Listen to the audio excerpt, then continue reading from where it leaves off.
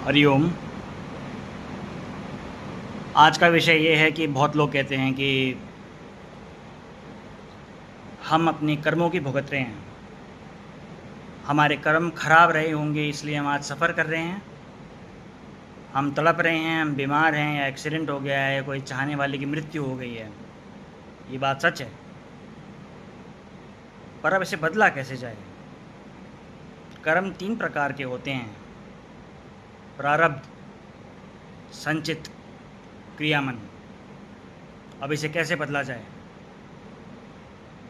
शास्त्रों के वर्णन के हिसाब से अगर कोई आत्मा अपने प्रारब्ध को बदलना चाहती है, प्रारब्ध वो कर्म होते हैं जो आप अपने पिछले जीवन से लेके आए हैं, पिछले जन्मों का संचित आप इस जन्म में किसी डिग्री तक भुगत रहे हैं। और अगर आपकी लाइफ अच्छी नहीं है और अगर आप उसे बदलना चाहते हैं, पूजा अर्चना से आपको शक्ति मिल जाएगी उन पापों को, अपने कर्मों को झेलने की। पर कर्म परिवर्तित नहीं होंगे, हटेंगे नहीं। अगर आप चाहते हैं कि आपके कर्म आप पे इफ़ेक्ट ना डालें, कॉज एंड इफ़ेक्ट का रिलेशनशिप जो है आप पे लागू ना हो, तो आपको योग मंत्र का सहारा लेना अनिवार्य है।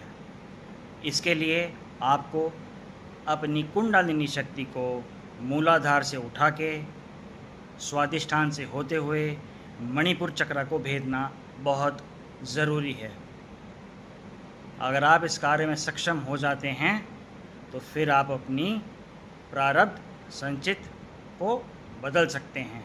क्रियामन मतलब अब आप जो कर्म कर रहे हैं, तो ये क्रियामन कर्म है, इसे समझिए।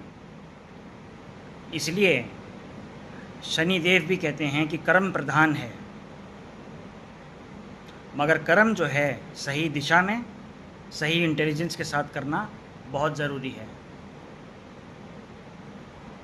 इसका सिर्फ एक ही सल्यूशन है, क्रिया योग। अगर आप इससे संबंधित और जानकारी चाहते हैं तो कृपया मुझसे जुड़ें। हरि ओम।